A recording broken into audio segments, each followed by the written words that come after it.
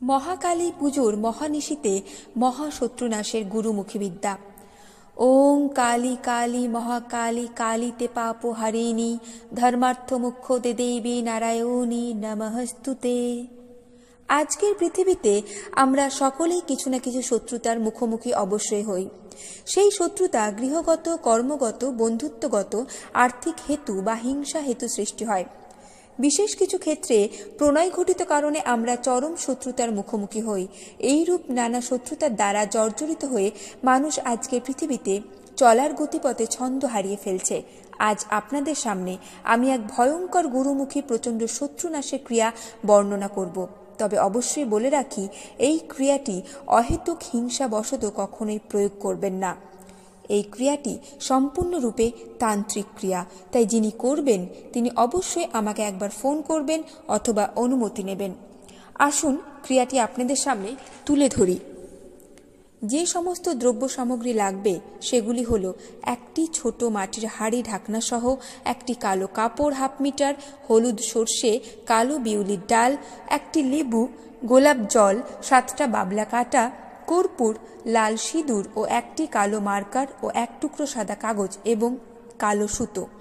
প্রয়োগবিধি: কালী পুজোর অমাবস্যার রাত্রি 8টার পর শুদ্ধ বস্ত্রে আপনার গৃহে আসন সহ দক্ষিণ মুখে বসে ধূপ জ্বালান ও সমস্ত সামগ্রী নিজের কাছে রাখুন। এরপর লেবুটির ওপরে আপনার শত্রুর পুরো নাম লিখুন এবং লেবুটির মাথায় ও লেবুর নিচে সিঁদুর লাগান।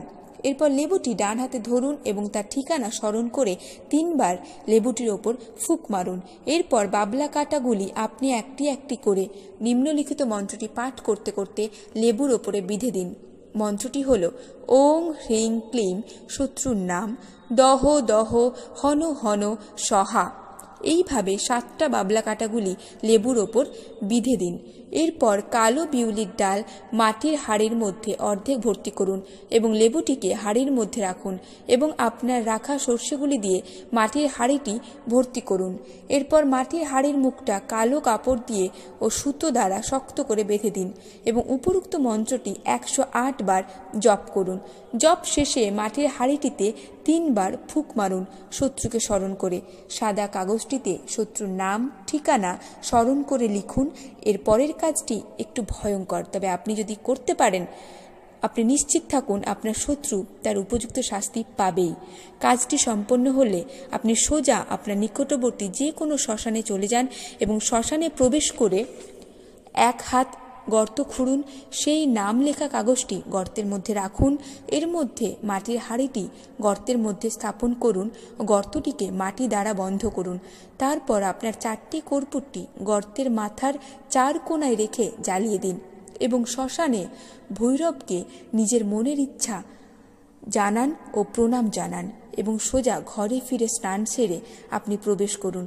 এই ক্রিয়াটি যে কোনো অমাবস্যাতে আপনি করতে পারেন আপনার প্রয়োজন মতো, তবে অবশ্যই করার আগে অনুমতি নেবেন। আপনার শত্রু এই ক্রিয়ার দ্বারা ভয়ঙ্কর রূপে শাস্তিপ্রাপ্ত হবে। আসুন জগৎমাতাকে কালিকা দেবীকে প্রণাম জানাই। ওং সর্বমঙ্গলে মঙ্গল্য শিবে সর্বার্থ সাধিকে শরণ্যে ত্র্যম্বকে গৌরী নারায়ণী নমঃস্তুতে।